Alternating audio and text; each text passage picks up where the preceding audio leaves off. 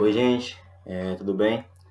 Vamos aqui dar prosseguimento, né, à nossa disciplina de Biologia 1, né? Continuar nossa aula 14, certo? Essa vai ser a parte 2, né? Falando do reino Monera, falando, né, principalmente das bactérias, né? Continuando aqui na microbiologia, tá bom? Então, uma pergunta aqui para vocês. Vocês sabiam que no nosso corpo existem mais bactérias do que células da gente mesmo? Vocês sabiam disso? Né? E é sobre esses seres, né, as bactérias, que eu vou falar nessa aula, tá bom? Então, a gente tem aqui um sistema de classificação por reinos, certo? Ó, sistema de reinos, que é um dos que a gente mais utiliza na biologia e que foi proposto por esse cara aqui, ó, Robert Whittaker, certo? Em 1969. Então, ele vai compor os 5 reinos, né? Que é o reino Plantae, reino Animalia, reino Fungi, reino Protista e o reino Monera, que vai ser objeto do estudo da nossa aula de hoje, certo? Então, aqui, dentro do reino Monera, a gente tem bactérias, a gente tem cianobactérias, né? A gente tem arqueobactérias, e aí vai, certo? E nós temos também, além dessa classificação por reinos, a gente tem a classificação por domínios, tá bom?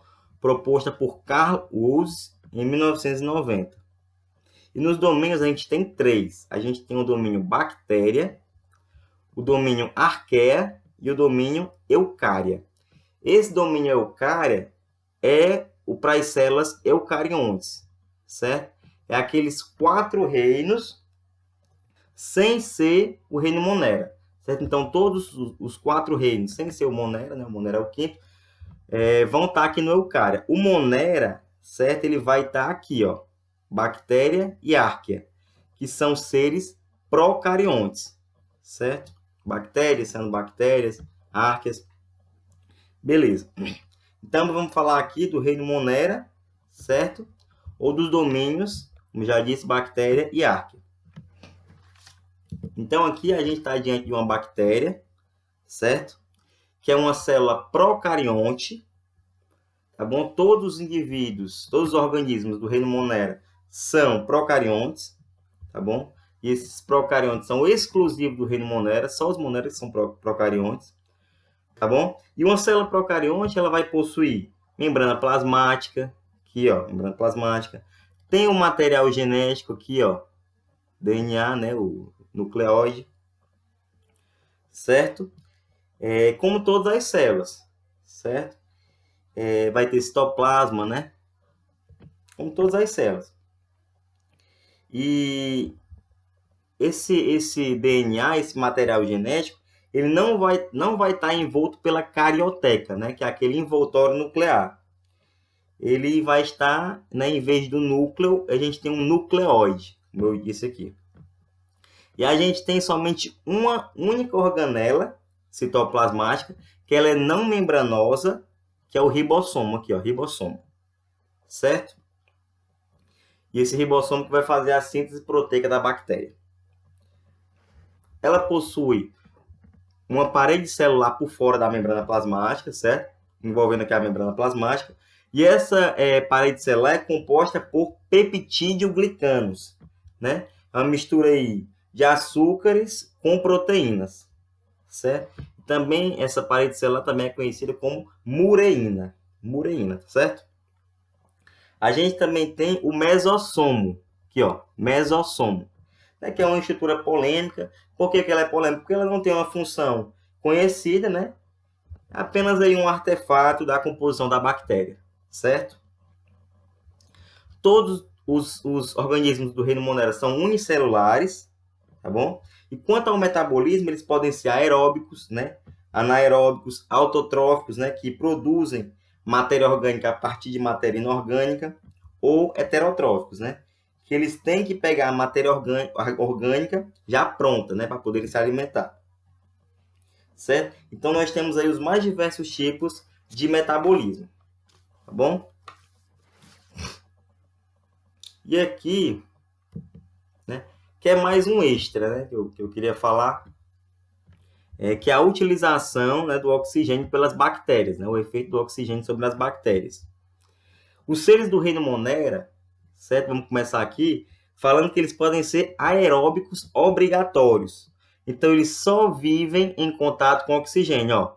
As bactérias, ó, lá em cima. Por quê? Porque é onde tem mais oxigênio. Então, somente crescimento aeróbico, certo? Aí nós temos, assim como a gente tem os aeróbicos obrigatórios, a gente tem anaeróbicos facultativos aqui no B, né? Então, para ela, tanto faz, né? Ela vai preferir O2, claro. Por quê? Porque o O2, a gente vai fazer o que com o O2? Respiração celular. A respiração celular gera mais ATP, né? E a fermentação, que é o que a gente faz sem a presença de O2, gera menos ATP. Então, claro que ela vai querer ter mais ATP, né? Mas ela sobrevive, certo? Em áreas com pouco ou nenhum O2, certo? Então, elas estão mais aqui, ó, na presença do O2, mas elas podem, né, viver no local que tem menos ou que tem nenhum oxigênio, tá bom? A gente tem também as anaeróbicas obrigatórias, que vivem somente na ausência de oxigênio. Ó. Elas estão lá embaixo, né? Querem nem saber de oxigênio, certo? Então, aqui a gente tem exemplos de algumas bactérias aqui, são aquelas que causam o botulismo, né? Que causam o tétano. Então, ela não quer nem saber de oxigênio, não quer nem conversa. Nós temos as anaeróbicas aerotolerantes, né? Ou seja, elas não vão usar oxigênio, né, no seu metabolismo, mas elas toleram essa substância, certo? Elas vão, não vão fazer respiração, certo? Ó, o crescimento somente anaeróbico, mas elas estão nem aí, se é oxigênio não, estão misturadas aí, ó, estão em todo canto, tá vendo? Elas toleram o oxigênio. E nós temos os microaerófilos, certo? Que eles só vão crescer na presença de oxigênio, mas em bem pequenas quantidades, certo? Então vão estar aqui no meio, ó. Então, eles crescem na presença de oxigênio, eles querem saber de oxigênio, mas não querem saber de tanto oxigênio, tá bom? Ó, oxigênio requerido em baixa concentração, mas o crescimento é somente com a presença de oxigênio, somente aeróbico, certo? Em relação ao metabolismo, as bactérias heterotróficas, aqui ó, heterotróficas, né, que elas vão precisar de matéria orgânica já pronta, elas podem fazer o quê? Fermentação, que é um processo que não utiliza oxigênio, um processo anaeróbico, tá bom? Que vai acontecer o que? A quebra da molécula de glicose, né, C6H12O6, sem utilizar oxigênio, fermentação, beleza. Nós temos também a respiração celular, né, que nós vamos utilizar o oxigênio, certo? E essas bactérias aqui, elas nos ajudam, por exemplo, a fazer o iogurte, né? Os lactobacilos, né, fazem fermentação. Elas vão nos ajudar a fazer o iogurte, como os lactobacilos, certo? Vão fazer fermentação lática, né? E essa fermentação, ela resulta em menos ATP do que na respiração, como eu já tinha falado. E as bactérias heterotróficas, elas podem obter matéria orgânica de diferentes formas, certo? A gente tem aqui as saprofíticas ou saprófitas, né, que elas se alimentam de matéria em decomposição. A gente tem que lembrar aí que os principais decompositores que a gente tem são os fungos e as bactérias, tá bom? Elas podem ser parasitas, né, que elas vão causar aí várias doenças, né? E assim elas vão conseguir matéria orgânica para sobreviver, certo? Existem várias doenças causadas por bactérias, a gente vai já falar delas. E nós temos as simbiontes, né, que fazem um mutualismo ou simbiose, né, que é uma relação ecológica de benefício mútuo, tá bom? Gente, eu vou adiantando que essa aula aqui vai ser um pouquinho grande, né? Então se vocês quiserem ir assistindo aos poucos, tá bom? Vai ser um pouquinho grande. Beleza. Simbiontes, né, que fazem mutualismo, né, que tem benefício próprio. Certo? Beleza. Né? E exemplo de simbiontes, a gente tem o quê? Bactérias do nosso intestino, né? Então, elas vão fornecer alguns nutrientes, né, algumas vitaminas para a gente. Nós também fornecemos para ela alguns nutrientes. E nós temos as Rhizobium, certo? Que vão fixar o gás nitrogênio, N2, e vai se associar a raízes de plantas leguminosas, tá bom? Aqui, ó, micorrizas, beleza? Não, aliás, micorriza tem a ver com fungo, desculpa, esse nome aqui tá errado. É Rhizobium, tá bom? Desculpa aí, em relação com bactérias são Rhizóbio. Beleza.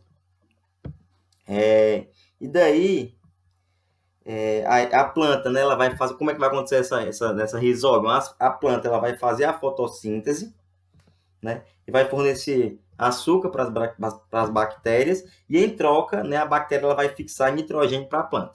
É uma relação de benefício mútuo.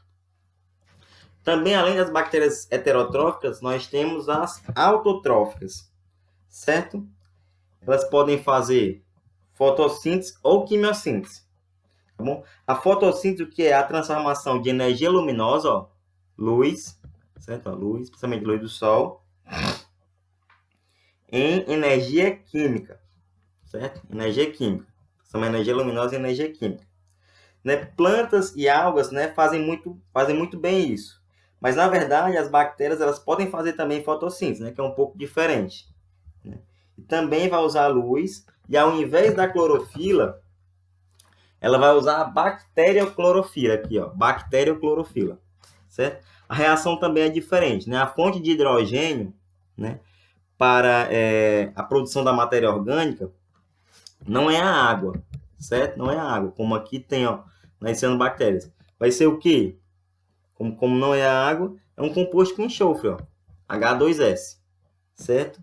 Já na fotossíntese da cianobactéria, ou cianofícias, ou algas azuis, tá bom? Vai acontecer o quê? O mesmo processo que ocorre com as plantas, tá bom? Esse mesmo processo que da fotossíntese clássica, certo? Então, vai ser usada a luz, né, para quebrar a molécula de água, o nome disso é fotólise da água, tá bom? E daí, esse hidrogênio aqui vai se juntar ao CO2 para formar a glicose. Aqui nós temos a glicose, C6H12O6, certo? E vai sobrar o O2, tá bom? Daí ele é liberado, né, para a gente respirar. A gente libera CO2 para a planta e a planta libera oxigênio para a gente. Na fotossíntese bacteriana, é liberado, né, esse enxofre, né, no lugar do oxigênio. Mas também é fotossíntese, certo? Também vai gerar matéria orgânica a partir de matéria inorgânica. Beleza. Já na quimiossíntese já é diferente. Vai ser retirado a energia de uma reação química, ó, ser retirada a energia de uma reação química, né, para produzir a molécula orgânica, a substância orgânica. É uma reação parecida com a fotossíntese, certo? Então, o organismo ele vai pegar moléculas inorgânicas, ó, substâncias inorgânicas, e transformar e formar substâncias orgânicas. E qual a diferença entre a fotossíntese e a quimiossíntese? Né? Então, aqui, ó, a gente tem o quê? A energia, né, para que a reação ocorra, vem da luz do sol. Opa, peraí. Aqui, ó, vem da luz do sol, né? Já na quimiossíntese, a energia vem de reações que liberam energia, como na reação de oxidação, que a gente vê. Né? E essas bactérias quimiosintetizantes, elas vão oxidar diferentes compostos para obter a energia, como aqui, ó. Então, a gente tem as ferrobactérias, ó, bactérias ferrosas, né, que vão oxidar os compostos de ferro, certo? As sulfobactérias, não tem aqui, né? Sulfobactérias vão oxidar compostos com enxofre. A gente tem aqui cinta aqui, ó, que é o exemplo de sulfobactéria. Vai oxidar, não, aqui é fotossíntese, desculpa. Mas ela vai utilizar a quimiossíntese para oxidar um composto de enxofre, né, para formar a substância orgânica. E nós temos as nitrobactérias, certo? As nitrobactérias oxidam compostos com N2, né, com nitrogênio, né? Composto que tem um nitrogênio, né, que é NH3, NO2, certo? Beleza. Então, aqui, por exemplo, a gente tem a oxidação da amônia em nitrito, ó, NH3 formando NO2, e de nitrito, NO2, em nitrato. Encontramos essas reações no ciclo do nitrogênio. Ciclo do nitrogênio aqui, ó, né? que é um dos que mais caem nas questões de ecologia, né? Então, essa interface aí, microbiologia, ecologia. Então, depois que ocorre a fixação do N2, né, a transformação desse gás em amônia no solo, né? Algumas bactérias vão transformar a amônia em nitrito, certo? Que são as nitrosomonas, e outras nitrito e nitrato, que são as nitrobacter. Só daí, né, a bactéria vai utilizar com eficiência esse nitrogênio, né, passando a partir daí para toda a cadeia alimentar. Beleza? E as bactérias que fazem isso, elas são simbiontes, né? Com isso, elas obtêm energia para fazer a sua quimiossíntese. As bactérias, então a gente viu aí, as bactérias são unicelulares, né? Podem ficar isoladas ou coloniais. Isoladas, nós temos os cocos, aqui ó, os cocos, os bacilos, aqui já está como colonial, né? Nós temos os vibriões, né, que tem um formato de vírgula, e os espirilos. Nas coloniais, como a gente viu aqui os bacilos, nós temos o streptococo, aqui ó, nós temos o estafilococo, tá bom? Então aqui em cadeia, ó, o estafilococo, cadeia reta, streptococo, aliás, cadeia reta, e a formato aqui de caixa de uva é o estafilococo, tá bom? Então, esses são os formatos das bactérias, a morfologia delas. Tá bom? E esses formatos, né, podem ser usados até no nome de algumas bactérias. Né? Nós temos aí Staphylococcus aureus, né, Vibrio cholerae, né, a bactéria da cólera, certo? E aqui, mais um extra para vocês. A gente tem aqui bactérias gram-positivas e gram-negativas. Esse nome, né, ele veio eu vou falar mais depois, né, mas aqui a gente já fala bastante. Esse nome ele veio de um método de coloração, né, que foi descoberto por um médico, né, chamado Gram. Né, e algumas bactérias elas vão fixar corantes diferentes, né, porque a estrutura da parede celular e da membrana plasmática delas é um pouco diferente. Mas na prática, o que é que você precisa saber, né, dessas duas bactérias, desses dois tipos de bactérias? Na gram-positiva, nós temos a membrana plasmática aqui, ó, e a parede celular de peptídeo glicano, ela é muito espessa, tá vendo? Bem grossa.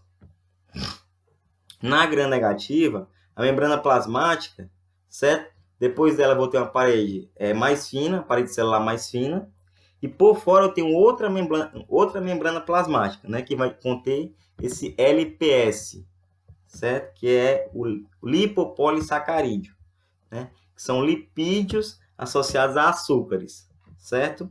Esse LPS aqui ele vai conferir uma maior virulência para a bactéria, certo? As gram-negativas têm uma maior virulência. E o que é essa virulência? Está falando de vírus ou de bactéria?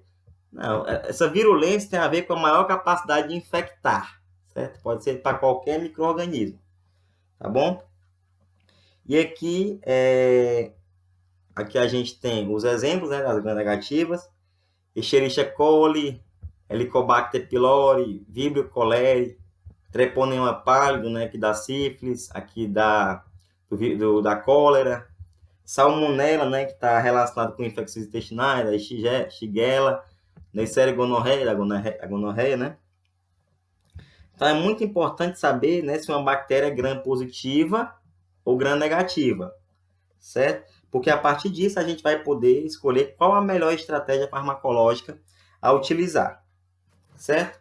Agora, vamos entender um pouco mais sobre os seres vivos desse reino, né? Saber como combatê-los através dos antibióticos e a diversidade desse reino. Você sabe, né, que as bactérias estão em toda parte, tá bom? E isso acontece por causa do seu tipo de reprodução. A mais comum, né, e mais rápida é a fissão binária, certo? Cisparidade ou bipartição. Tudo tem três nomes para a mesma coisa, né? Que é um tipo de reprodução assexuada, certo? Ela é fácil de fazer, né? Rápida de fazer. Aqui a gente tem um exemplo dela, né? Então, ela é fácil e rápida de fazer. Isso é uma vantagem, certo? E a bactéria, ela vai replicar o seu material genético, né? E vai se separar. Replicou, separou. Sem variabilidade genética. Então, todas elas vão ser clones. Essa aqui é igual a essa, que é igual a essa, e assim vai. Então, essa é a desvantagem. São clones. Nós também temos a reprodução sexuada, que não envolve, claro, a formação de gametas, né, como na gente, mas tem a variabilidade genética, né, por isso que o nome é reprodução sexuada. Né, e tem diferentes estratégias desse tipo de reprodução.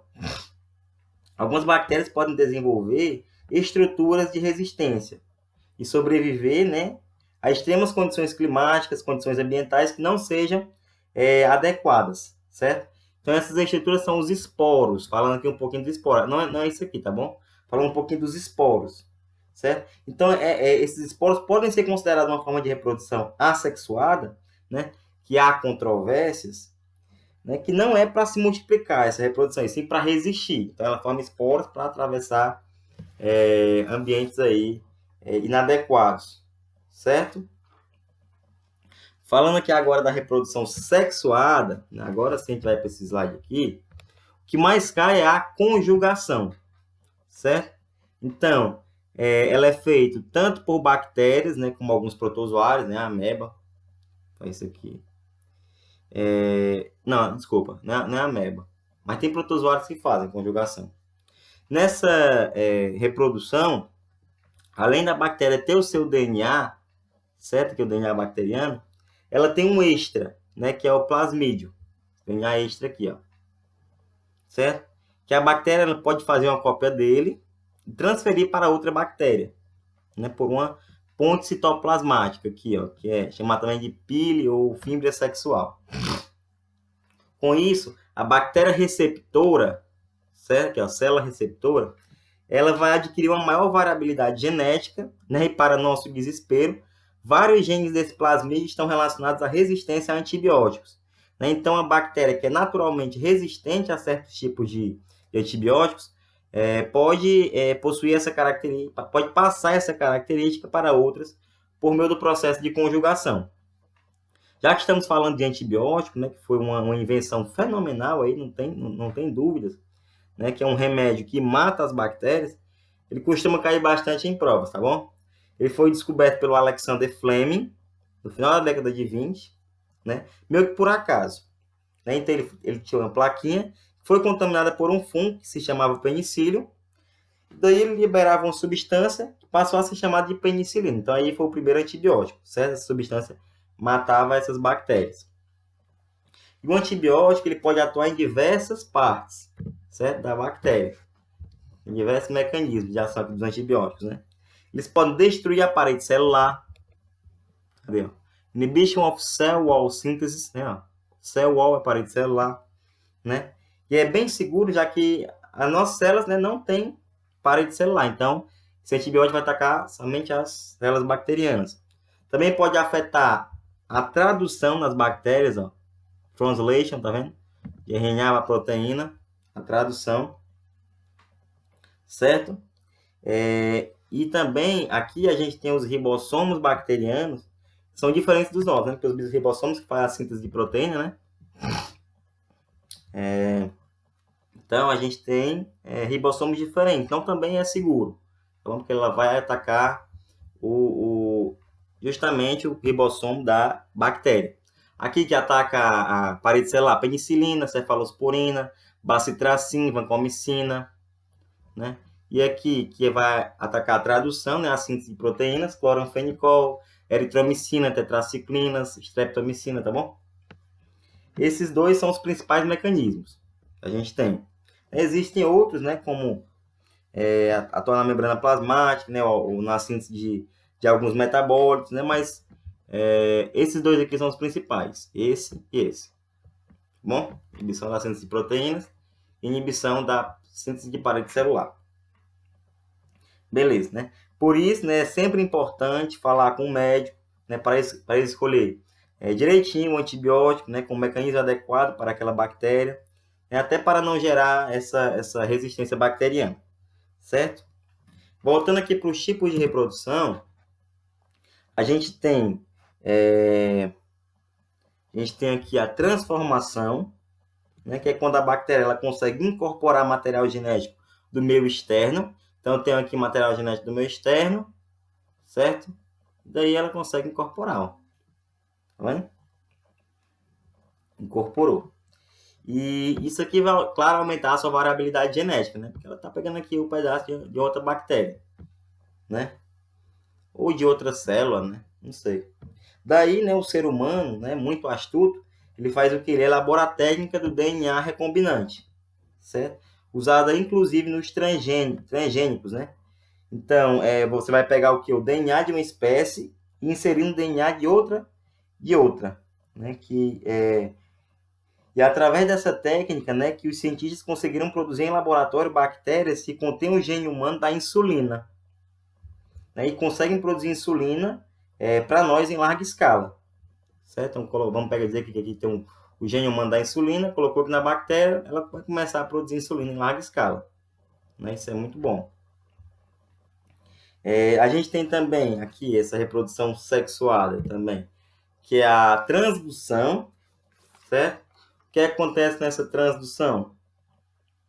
Na transdução, né, quando a gente estudou reprodução de vírus, né, a gente viu o que? O ciclo lítico e o ciclo lisogênico. E aqui eu vou destacar, né, o ciclo lítico, né, que tem, não vou explicar aqui, porque tem bem explicadinho na aula que a gente deu a aula passada, certo? Então aqui, só explicando aqui os vírus, né, depois que eles rompem a bactéria, eles podem levar consigo alguns fragmentos de material genético, certo? Eles vão levar consigo alguns fragmentos de material genético da célula hospedeira, das células que eles infectaram. Né? Então, ele vai infectar aqui, ó, o fago, infecta a nova bactéria, que é o bacteriófago, né? O vírus que ataca bactérias. Ataca outra bactéria, certo? Ele vai injetar dentro dela o material genético dele e da bactéria que havia sido infectada, que ele levou consigo, certo? E caso essa nova bactéria aqui, ela sobreviva à infecção, ela pode incorporar o material genético dela, o material genético da bactéria que morreu, que sem querer querendo, sem querer, né, deu para ela o material genético, certo? Isso vai ser a transdução. Então aqui tem bem explicadinho, aqui, certo? Genes de outra bactéria são introduzidos e integrados ao DNA da bactéria hospedeira. Beleza, também vai ocorrer aumento da variabilidade genética, né? Reprodução sexual. Beleza. Então, a bactéria doadora, ela dá sem querer o seu material genético para fazer parte do DNA da bactéria receptora. E aí, só tem bactéria no reino Monera? Não, né? A gente tem também as cianobactérias, né? Antigamente chamadas de algas azuis, né? Cianofícies. E elas são autótrofas fotossintetizantes. São unicelulares que podem ser isoladas ou coloniais, né? As isoladas, elas podem se reproduzir por fissão binária, e as coloniais, elas vão fazer fragmentação, né? Que vai ocorrer a divisão dessa colônia. E essas partes separadas vão cada uma formar uma nova colônia, certo? Nessa fragmentação, muito comum também nos poríferos, né? Vale a pena reparar na imagem dessa cianobactéria colonial aqui, ó. A gente tem esse heterocisto, que é uma região que fixa N2, que fixa nitrogênio, né? Importante no ciclo do nitrogênio, principalmente no ambiente aquático, né? Que elas estão muito no ambiente aquático. Temos esses acinetos, né? Que formam estruturas de resistência. Servem para o quê? Atravessar condições extremas, né? Como eu já havia dito, ele funciona como se fosse um esporo, né? Esse acineto aqui. Falando aqui das cianobactérias, a gente tem também as árqueas, né? Ou arqueobactérias. Sempre encontradas em locais extremos, né? Onde quase ninguém consegue sobreviver. Tá bom? Ó. Então, nós temos aqui as metanogênicas, né? Que vão produzir gás metano como produto da respiração. Né? Então, em vez de produzir oxigênio, vão produzir metano, né? E metano depende da quantidade, da concentração, muito tóxico, né? Nós temos as halófilas, né, extremas, vivem em ambientes extremamente salgados, né? Então aí a gente tem o Mar Morto, né? Mar Morto, coisa nenhuma, tem bactérias, tem arqueobactérias vivendo lá, são as halófilas. Porque o Mar Morto é muito salgado, né?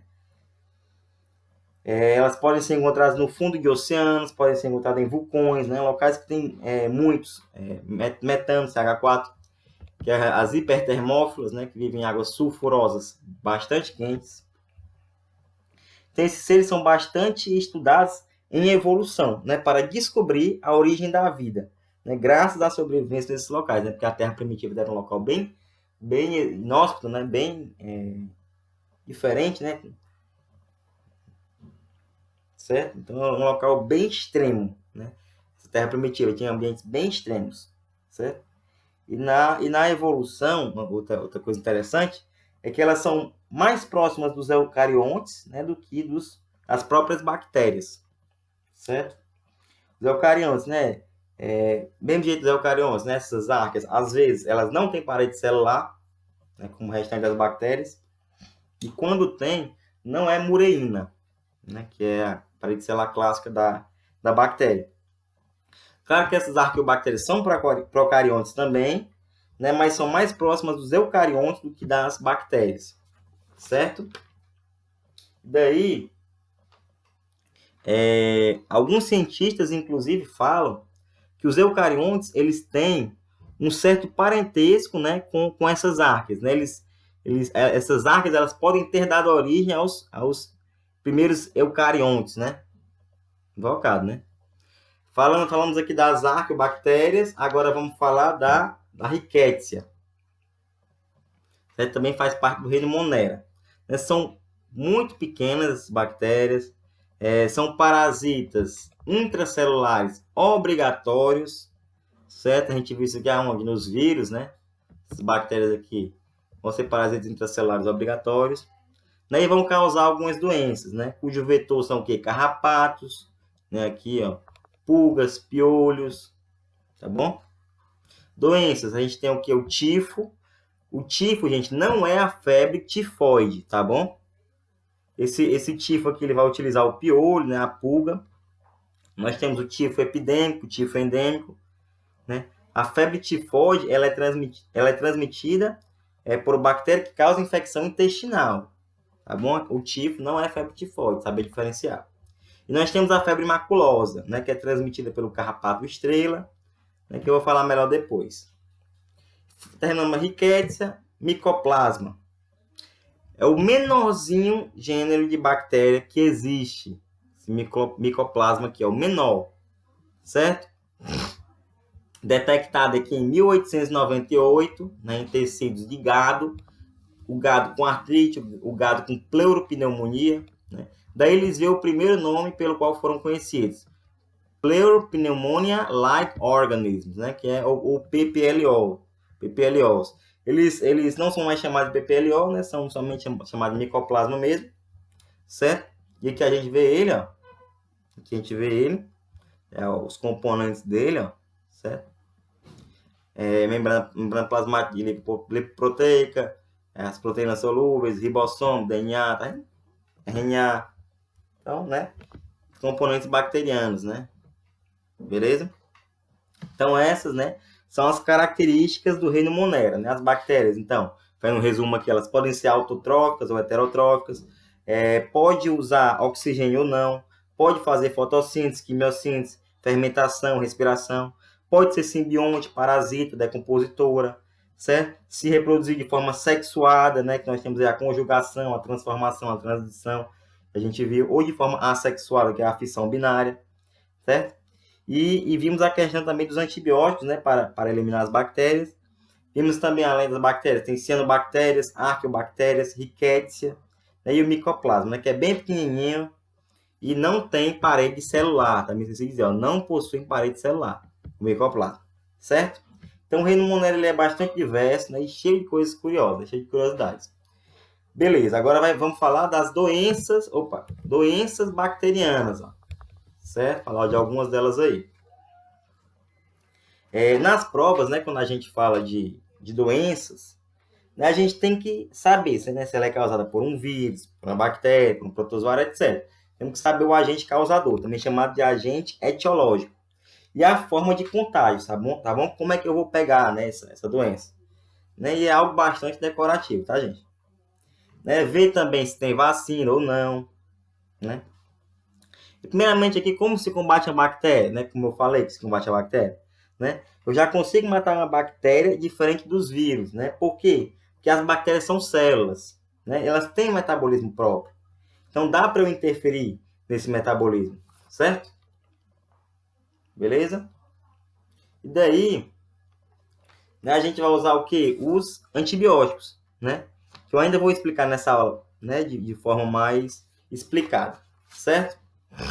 Então, os antibióticos eles são muito importantes até mesmo porque as bactérias também se reproduzem assexuadamente a cada 20 minutos, gente, é muito rápido, né, em progressão geométrica. Então, uma faz duas, duas faz quatro, quatro faz oito, oito 16, 16 32, 64 e por aí vai, né?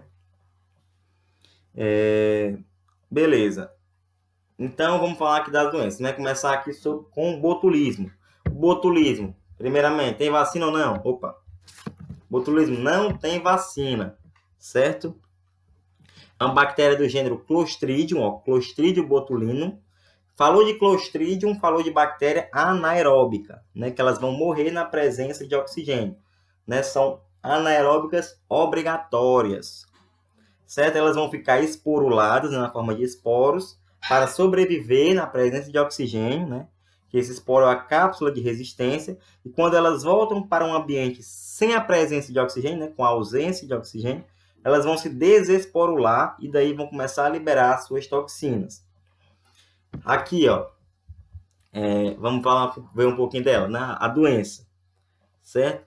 O botulismo é uma doença grave causada pela ingestão da toxina botulínica presente em alimentos embutidos. Aqui, ó, a sardinha, ou a carne de lata, certo? Ou a ervilha, ou o milho enlatado, certo? Embutidos, enlatados e em conserva, produzidos em condições sanitárias precárias, ó, bastante cuidado nisso aí, escolher bem o estabelecimento que você está comprando, o que permite a contaminação pelo esporo da bactéria Clostridium botulinum, certo? O maior perigo, ó, qual é o maior perigo aqui?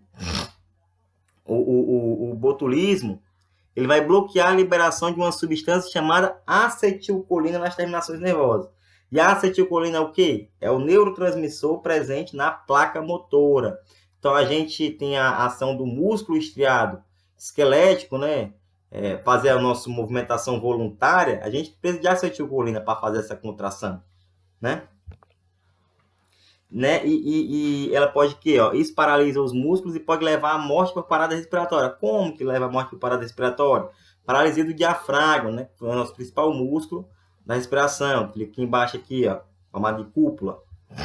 Essa toxina, né, é bastante usada para o tratamento de rugas, né? De aí, né? Ah, eu vou botar botox, né? A mulher diz, eu vou botar botox, né? Para que esse botox, né? Ele vai paralisar, principalmente no rosto, né? Para acabar com as rugas.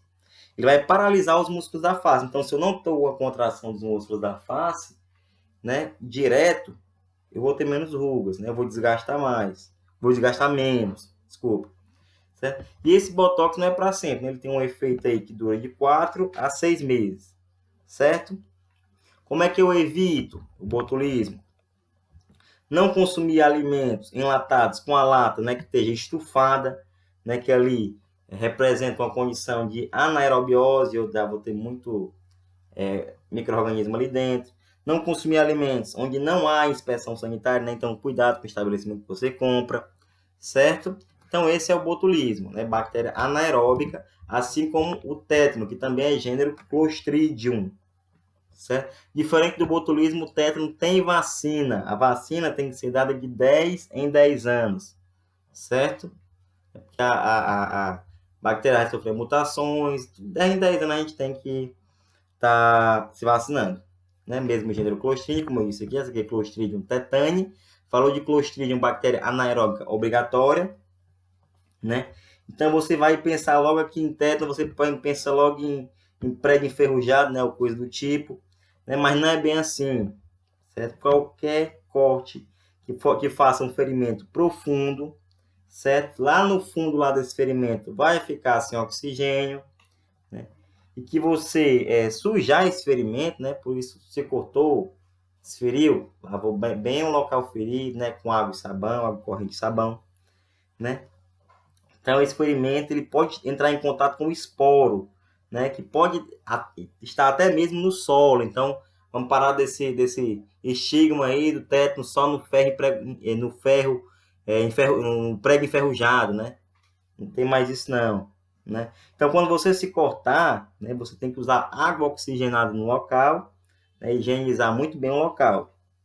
Nós temos também, além da vacina, nós temos o soro antitetânico, né, que também é muito importante para combater essa doença, né, essa contaminação pelo tétano.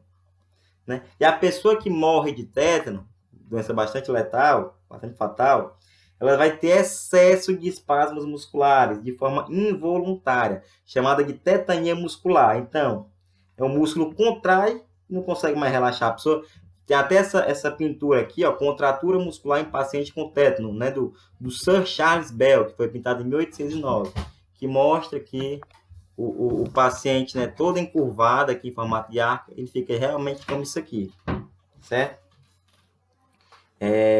E é um efeito contrário ao do botulismo, né? O botulismo acontece que é a paralisia muscular, aqui no tétano é a contração exagerada do músculo.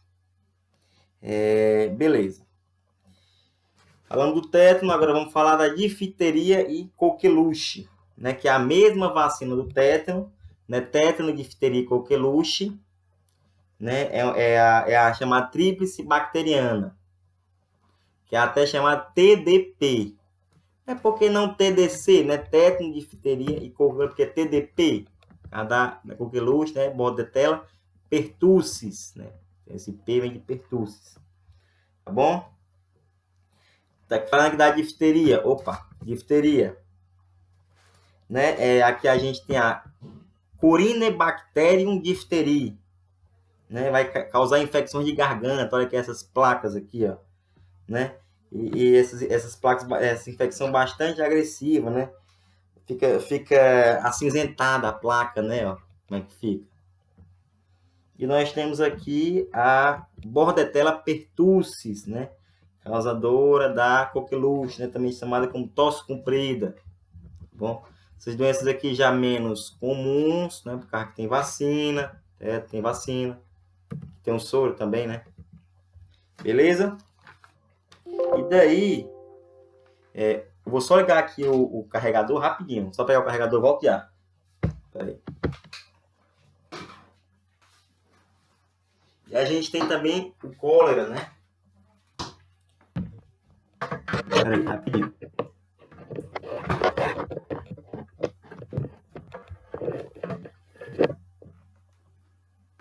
O cólera, a gente vê aí que ele a gente vê esse cólera causado, né, pelo Vibrio cholerae, né? Vibrio cholerae. E a gente tem aí o cólera aí causando infecções intestinais, né? Causando infecções intestinais, certo? Aqui a gente vê aqui, né, o intestino, né? Beleza?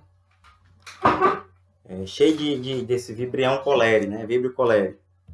Beleza. Só falando aqui um pouquinho, que essas duas doenças, né, são transmitidas pelas vias aéreas superiores, né? Então, saliva, tosse. E são doenças com baixa incidência, né? Principalmente no Brasil, por causa da vacina e tudo mais, como eu falei. O cólera não tem vacina, certo? Não tem vacina. Então, o Vibrião do cólera é uma bactéria flagelada, certo? Que ataca principalmente o intestino delgado, certo? E ele acaba sendo eliminado com as fezes, tá bom? Temos o ciclo oral-fecal, certo? Em locais com falta de saneamento básico, né? Que, falando de Brasil, a gente tem aí mais ou menos 70%, né? Uma doença bastante prevalente, certo? Tem um lance também do esgoto, né? Com fezes. E quando entramos em contato com água contaminada, né? Ou uma verdura mal lavada, e aí quando tem as enchentes, né? Que a água do esgoto se mistura, fica muito mais fácil a transmissão, certo? Às vezes a gente tem até epidemia de cólera, né? Em períodos de mais chuvas ou locais mais precários, certo? Principal sintoma, diarreia, né? E pode evoluir para casos mais graves, né? Então, aí a importância do saneamento básico, né? Beber água filtrada, água fervida, não entrar em contato com água de enchente, né? Lavar muito bem as verduras e os alimentos em geral, certo? Então, isso aí a gente viu, né? O cólera. Agora, vamos falar da febre maculosa, bom? A gente viu lá falando da rickettsia, né? É transmitida por esse carrapato aqui, carrapato estrela, que ele é um vetor, certo? Na verdade, é o vetor, que ele vai estar nas capivaras, né? E estas capivaras estão nas cidades, certo? Principalmente ali, Pantanal, né? Mato Grosso do Sul, entendeu? Né? E com isso, né, ela pode picar o homem, certo? Esse carrapatozinho aqui pode picar o homem e transmitir a bactéria Rickettsia rickettsii. Opa. Rickettsia rickettsii, que vai gerar uma febre característica, né, e pode gerar complicações dessa febre, tá bom? Forma de combater envolve o quê? O porquê das capivaras na cidade, né? Isso é sinal de que seu hábitat natural está sendo destruído, né? Aí o desmatamento e tudo mais. Forma de prevenção, né? Com a prevenção do vetor, né? Do carrapato estrela, né? E assim vai. Matar esse carrapato e tudo mais. Beleza, febre maculosa. Agora, hanseníase ou lepra, certo? Transmitida aí pelo Mycobacterium lepre, certo? Vai causar perda de sensibilidade, afetando neurônios sensoriais na pele, né? Você às vezes pega na ferida ali, na mancha, onde tem a hanseníase, você não sente nada, você não sente calor, você não sente, a temperatura, você não sente o tato, né? Por causa dessa perda da sensibilidade. Né? Está num conjunto de vacinas que não tem muita eficácia na população, tá bom? Tem tratamento com antibióticos, né? É demorado, mas tem cura. Né? E a hanseníase, ou lepra, né? Como era chamada, nos séculos iniciais, aí, gerava muita preocupação, porque é uma bactéria altamente transmissível, e gerava muito preconceito, né? Até quem lê a Bíblia e vê aí no tempo de Jesus, né? Quem tinha lepra era colocado de lado na sociedade, não tinha nem contato com a sociedade, né? Que nem os intocáveis, né? Na Índia. O pessoal tinha asco, né? Tinha nojo de quem tinha lepra. Entendeu? E porque também era muito transmissível, né? Falando aqui de lepra, ou hanseníase, né? Conhecida agora, a gente tem a meningite meningocócica. Nós temos vacina para meningite meningocócica, certo? Aqui essa meningite é bacteriana, porque a gente também tem a meningite viral, né? Só que essa é a mais famosa, bacteriana, causada por 4 tipos diferentes de bactérias, ó, Neisseria meningitidis, Streptococcus pneumoniae, Mycobacterium tuberculose ou Haemophilus influenza, mais como essa aqui, ó, Neisseria meningitidis. Né? Meningite é por quê? Porque a bactéria ela vai atingir as meninges. Quais são as 3 meninges que a gente viu lá na aula de tecido nervoso, né? De sistema nervoso? Pia mater é a mais interna, né? Que está em contato ali com o tecido cerebral, tecido, né, da medula. Nós temos a aracnoide, que é a membrana intermediária, a meninge intermediária, e temos a dura mater, né? Que é a mais grossa, que está ali em contato com o crânio, né? Com as vértebras. Beleza. É uma doença bastante perigosa. Seus sintomas mais comuns são dor de cabeça, enrijecimento da nuca, né? Por isso que a pessoa coloca logo ali o queixo no peito, né? Para ver se está a nuca enrijecida. Vômitos em jato, certo? E ela pode afetar o sistema nervoso central, causando danos irreversíveis, certo? Falar agora aqui da leptospirose. Leptospirose já ela não tem vacina, certo? Também tem a ver com saneamento básico, né? Como a cólera que eu falei. Nessa bactéria aqui, Leptospira interrogans, está na urina dos roedores, né? E quando o rato ele urina no esgoto, né? E tem enchente, essa água do esgoto entra em contato com a pessoa, olha aqui, certo? E se ela tiver algum ferimento, essa bactéria pode penetrar nas mucosas, certo? Outro problema são os ratos aqui, ó. Andar em depósito de bebidas, né? E urinar nas latinhas, né? De refrigerante, cerveja. Daí a importância de lavar a latinha sempre que você for beber, né? Ou colocar num copo. Lavar, né? Tudo que você vai colocar na boca, certo? E a leptospirose, ela vai gerar o quê? Problemas gastrointestinais, né? Podem haver complicações se não tratado adequadamente, certo? Falando de leptospirose, agora aqui, peste bubônica. Né? A peste bubônica não tem vacina, assim como a leptospirose.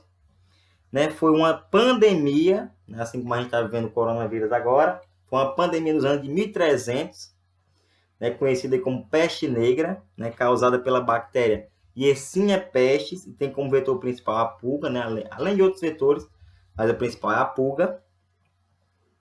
Beleza? E aqui, ó, a transmissão. Ó, o roedor vai carregar a bactéria Yersinia pestis, responsável pela praga. A pulga vai estar no roedor, né? Pulgas transmitem as bactérias aos humanos, né? Pulga pica o humano aí transmite a bactéria. Beleza. Nós temos aqui os efeitos, ó, tanto no sistema linfático quanto nos gânglios linfáticos, né? Vocês dêem uma lida aí, tem aqui, ó. Afeta principalmente o sistema linfático, né? Dor de cabeça, sonolência, intolerância à luz, apatia, febre alta, delírios, certo? Pode ser agravado com diarreia, gânglios linfáticos. Os gânglios vão ficar inflamados, ó, devido à produção crescente de glóbulos brancos para lutar contra a doença. E assim vai, né? E os gânglios podem virar grandes manchas negras, né? Daí o nome da doença, peste negra. Né? Tá aqui, ó. Certo? Beleza. Embora bastante antiga, né? E mesmo durante muito tempo erradicada, ela voltou. Voltou por quê? Porque tem os idiotas, né, do antivacina aí que não querem vacinar. Não, aliás, ela não tem vacina, né? Não é nem os idiotas do antivacina, não. É porque ela voltou porque as pessoas não estão tomando cuidado, né? Certo? Até que a gente vê aqui uma manchete. Ó, Estados Unidos registra casos de peste bubônica em criança. Entenda a doença. Ó, de 2018, ó. Agorinha, né? Estamos em 2020, terminando 2020. O menino foi medicado e se recupera em casa. Os Estados Unidos registra cerca de 7 casos por ano de peste.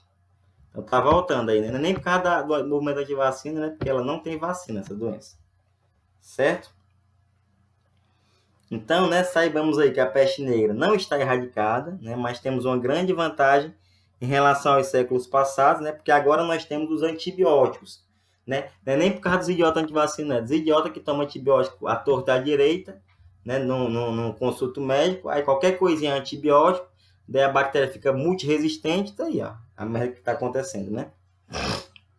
Então, sempre que for tomar antibiótico, é coisa séria, sempre perguntar ao seu médico, né, qual o melhor antibiótico para aquela bactéria. O médico mandou tomar, não sei tantos dias, tome todos esses dias.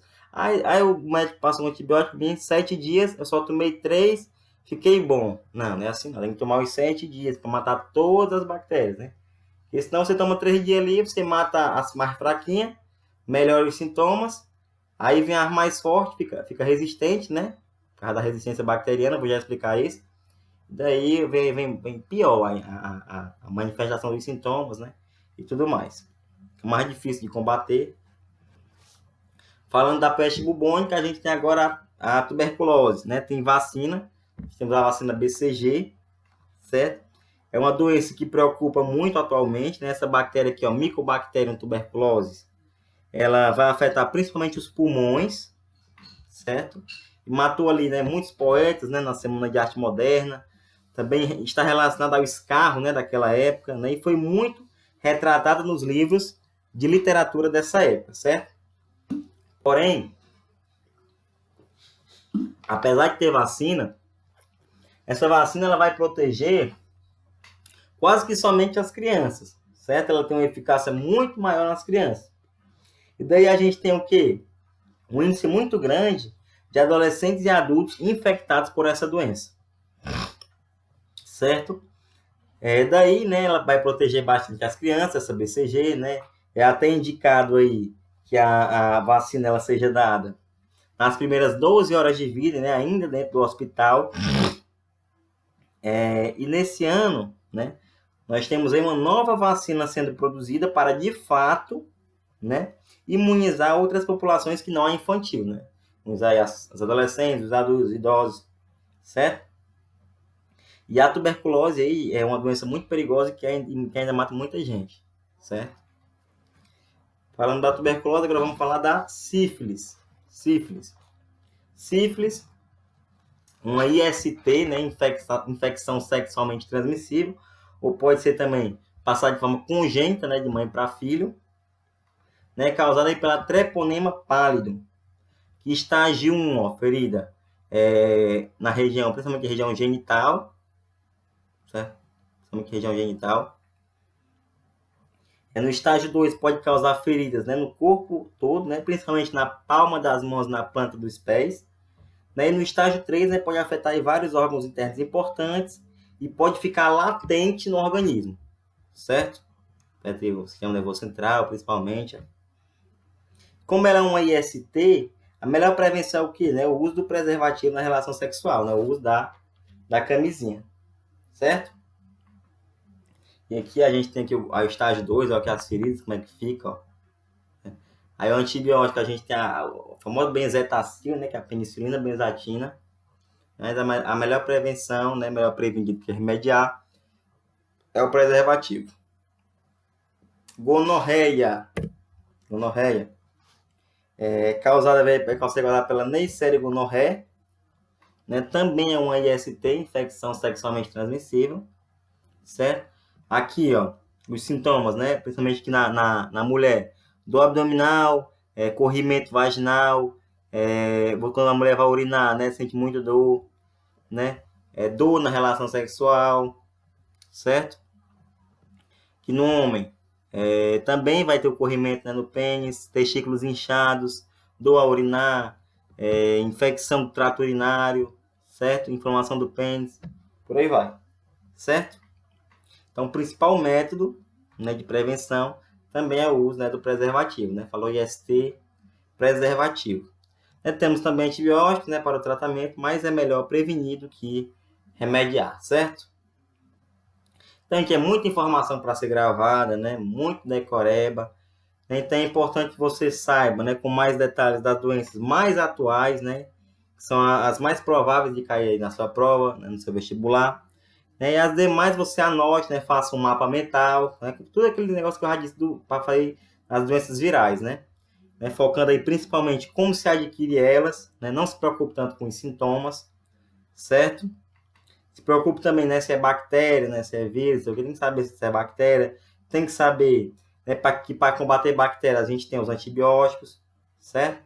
Então, você sabendo como se adquire, automaticamente você sabe as formas de prevenção.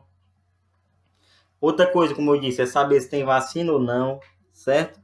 Então, gente, como é muito decoreba, né, você vai aí colar esse mapa mental em um canto que você sempre olhe, né, e fazer bastante exercício, né, principalmente nessa reta final.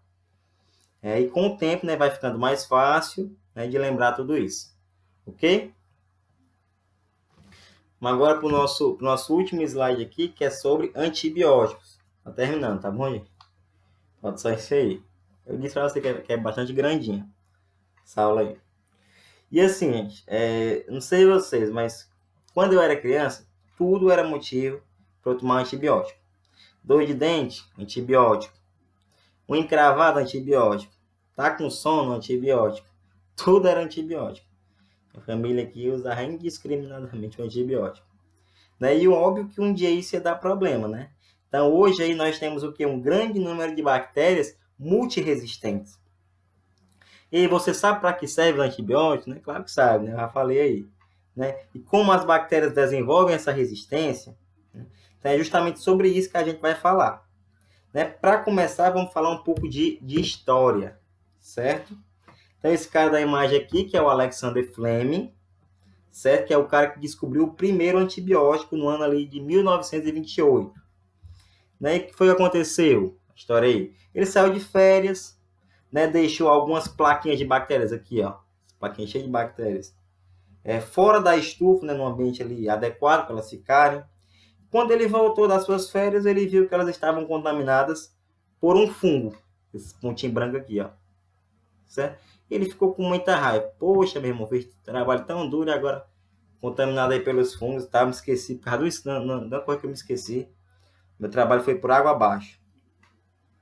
Aí veio um colega dele, né, perguntou como estavam os estudos dele, né, e ele disse que estava tudo estragado, né, estava tudo por água abaixo. Né, mas daí algo chamou a atenção do Alexander, né, esses espaços vazios aqui, ó, certo? Opa, esses espaços vazios, tá bom? Eles que estavam ao redor do fungo já chamaram a atenção dele, que o fungo e esse espaço vazio ao redor. E aí, o que significaria isso? Ele se perguntou por que isso estava acontecendo, né? Ele começou a estudar esses fungos, né, do gênero Penicillium, né, e essa substância química que matava as bactérias, né, essa substância química ao redor foi chamada de penicilina. Então aqui a gente tem as bactérias aqui, ó, bactéria, fungo e ao redor as bactérias mortas, né? E daí foi descoberto o primeiro antibiótico quase que por acaso, né? Quase que por acaso não, por acaso. Certo? E cerca de 10 anos depois, né, outros dois cientistas foram o Sir Howard Florey e o Ernst Borostian. Eles conseguiram produzir a penicilina, que foi essa substância, em larga escala, né, o que salvou aí muitas vidas, né, durante a Segunda Guerra Mundial, né, das infecções e tudo mais, as feridas de guerra, beleza? E graças a esses dois, junto com o Sir Alexander Fleming, eles foram aí laureados, né, foram premiados com o Prêmio Nobel de Fisiologia ou Medicina em 1945, certo? E a partir daí ocorreu o desenvolvimento, né, o aperfeiçoamento dessa classe de medicamentos, certo? E graças a Deus a gente tem eles até hoje, né, salvando muitas vidas. Mas na verdade, o que são os antibióticos, né?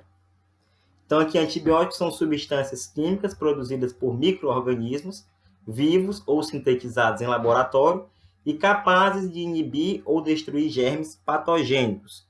Certo? Quando se fala em antibiótico, beleza, a gente fala do quê? A gente fala de antibiótico. Qualquer substância que mata seres vivos, ó, antibiótico, antivida. É remédio que mata vida, né?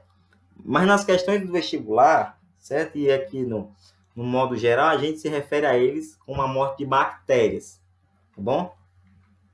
Existem várias formas farmacêuticas, né? Comprimido, cápsula, injetável, certo? E várias vias de administração, né? Tem oral, tem injetável, etc. Certo? E é isso aí. E aqui a gente tem algumas características, né? Algumas premissas para caracterizar um antibiótico como ideal, né? Então, aqui deve ter ação microbiana seletiva e potente, né? Seletiva porque tem que agir de forma específica naquela bactéria, né? Aí a gente tem aqui, não deve desenvolver resistência por parte dos micro-organismos, não ser destruído por enzimas teciduais, né, dos nossos tecidos e ou bacterianas, não deve perturbar as defesas orgânicas e deve apresentar pequenos efeitos colaterais. Aí, claro, assim, que não existe, né, esse antibiótico ideal, mas a indústria farmacêutica, ela sempre, né, se baseia nesses parâmetros, né, para poder produzir os antibióticos. Né? Pelo menos se assemelhar a alguns desses parâmetros, chegar perto, né? E desde 2010, que os antibióticos eles só são vendidos com receita médica, certo? E uma observação é que nós temos, como eu disse, né, diferentes tipos de antibióticos para diferentes tipos de bactérias. E de acordo com o mecanismo de ação dos antibióticos, a gente pode dividir eles em dois grupos, né? São os bacteriostáticos e os bactericidas. Que os bacteriostáticos, vamos ver esse gráfico aqui, né? Bacteriostático. Eles não vão matar as bactérias, certo? Eles não matam. Eles vão impedir que elas continuem se proliferando, certo? E daí o seu próprio sistema de defesa, né, vai se encarregar de matar elas, certo? Então esse é o gráfico, né? Exemplos aqui a gente tem a tetraciclina, a azitromicina, que é bastante conhecido, né? Quem não conhece a azitromicina? Beleza. Então, eu estou aqui no gráfico, tem umas bactérias se proliferando. Tomei o bacteriostático, pum! Elas se ficam numa coisa assim estável, né? Não se proliferam mais. Não morrem, é bom porque morrer aqui, ó, tá certo? Mas aí o sistema de defesa vai lá e mata elas, né? Mas o antibiótico mesmo não vai matar, certo? Bacteriostático.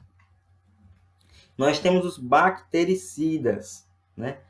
Eles vão matar de fato as bactérias. Eles vão se subdividir em bactericida mesmo, certo? Em bactericida mesmo e bacteriolítico, né? O bactericida propriamente dito e o bacteriolítico. Os bactericidas vão fazer o que? Eles vão matar a bactéria, mas eles não destroem elas totalmente, né? Ou seja, ele vai matar e deixar o vestígio, certo?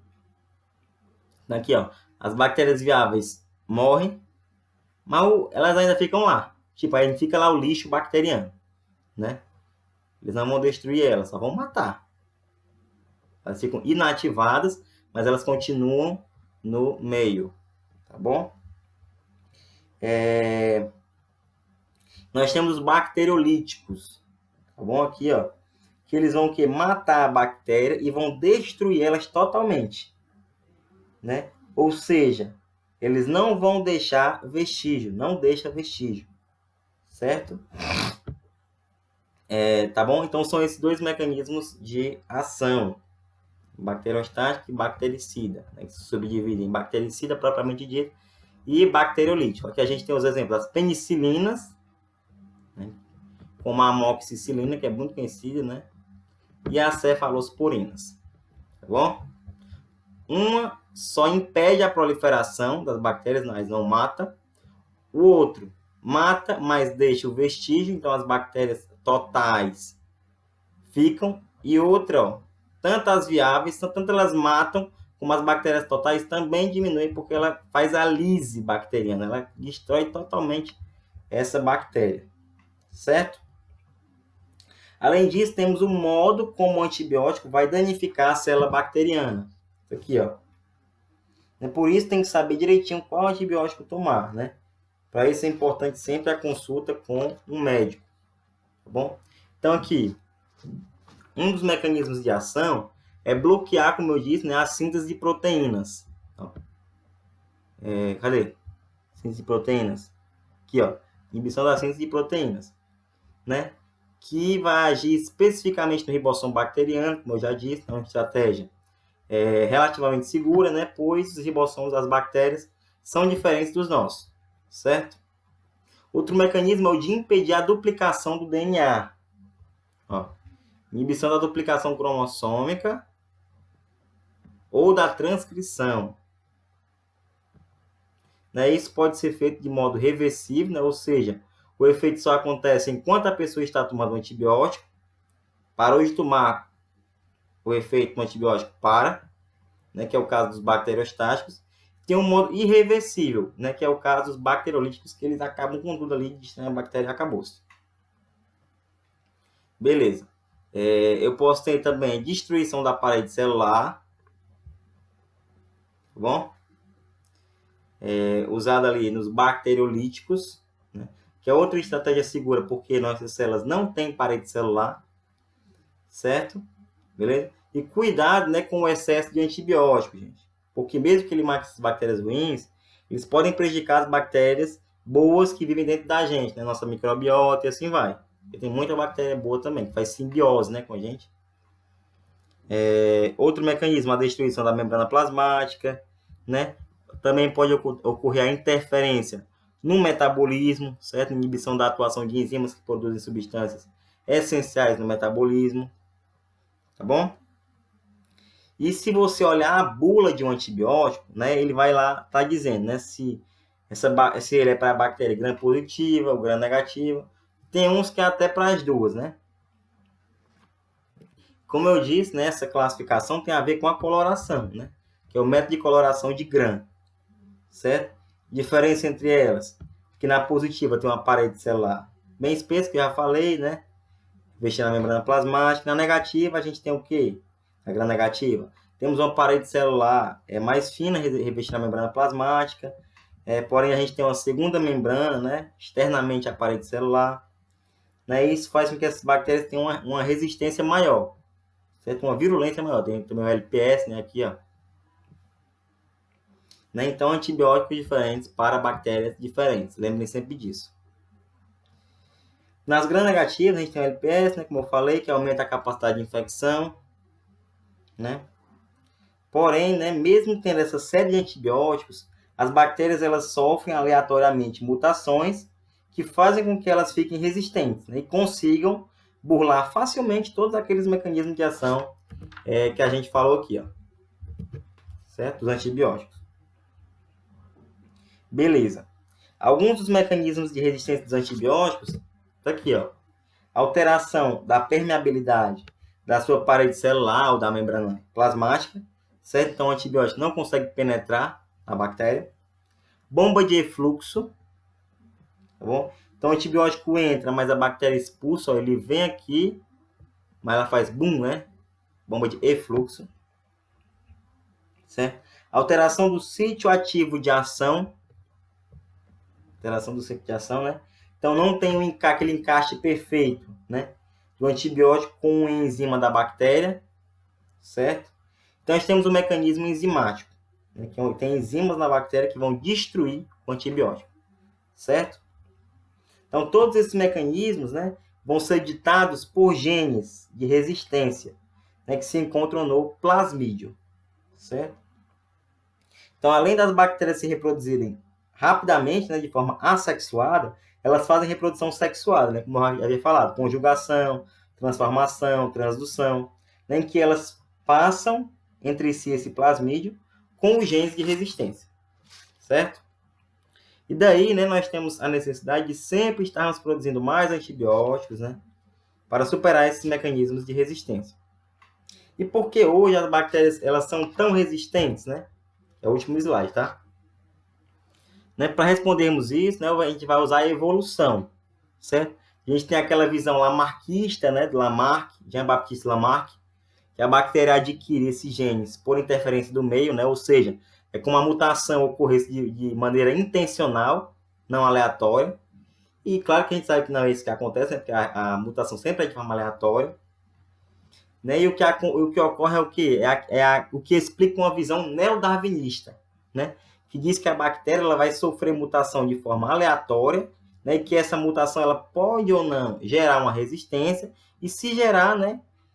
Quando a pessoa tomar o antibiótico, né, por meio de seleção natural, essas resistentes, né, o antibiótico vem aqui, mata as não resistentes, e as resistentes sobrevivem, geram descendentes, né, e ocorre o que, ó, a troca de plasmídio entre elas com os genes de resistência, certo? Daí surgem as bactérias chamadas multiresistentes, né, que é um problema seríssimo, né, vão gerar infecções que rapidamente eram tratadas e hoje em dia são incuráveis praticamente, né? Sem falar das bactérias superresistentes que vivem em ambiente hospitalar, né? Causando a infecção hospitalar, matando muita gente. A gente tem a KPC, né? Que é Klebsiella pneumoniae, carbapenemase. Nós temos a MRSA, nós temos a VERSA, que é MRSA, MRSA, Staphylococcus aureus resistentes à meticilina, VRSA, Staphylococcus aureus resistente à vancomicina, certo? É bastante perigoso essa resistência, né? Mas não há dúvidas, né, que os antibióticos eles são muito importantes, né, e já salvam e continuarão salvando muita gente, certo?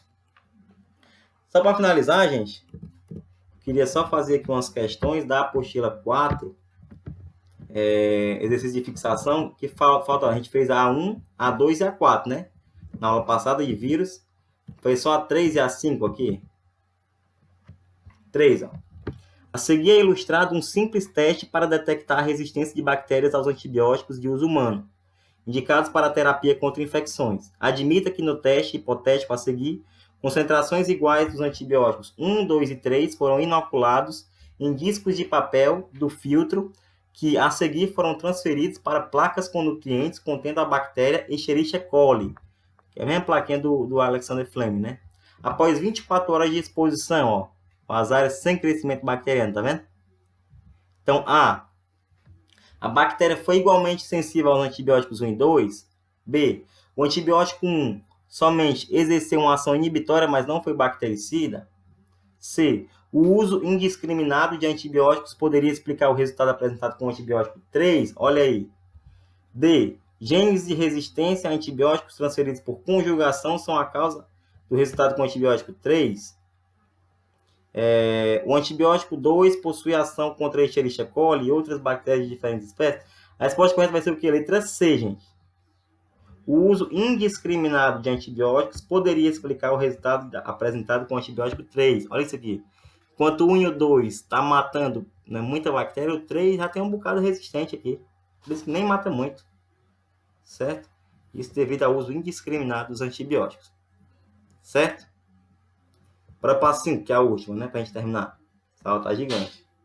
Os antibióticos são de extrema importância para o combate a muitas doenças causadas por bactérias. No entanto, o seu uso indiscriminado, como aqui, certo? Pode trazer graves problemas de saúde pública. A exemplo do surgimento das bactérias multiresistentes, como a KPC, como eu falei. Bactéria da infecção hospitalar, né? Muito perigosa. Uma classe muito importante de antibióticos tem sua eficácia por agir no ribossomo da célula bacteriana, impedindo o funcionamento correto desse componente celular. Diante do exposto, é correto afirmar que essa classe de antibiótico é eficaz porque, se vai atingir ribossomo, certo? Vai fazer o quê? Impedir a transcrição gênica, modificar o código genético, destruir a membrana plasmática, impedir a síntese de proteínas ou provocar mutações gênicas. Impedir a síntese de proteínas, né? Você está com o ribossomo. Beleza, gente? Então, é basicamente isso aí. Com isso, a gente termina a nossa aula 14, né? Essa foi a parte 2. E é isso aí, gente. Muito obrigado, certo? Por estarem comigo aí mais uma vez, né? Muito sucesso, né? Façam muitas questões, né? Reta final aí pro Enem. E vamos com tudo. Valeu e até a próxima semana. Tamo junto.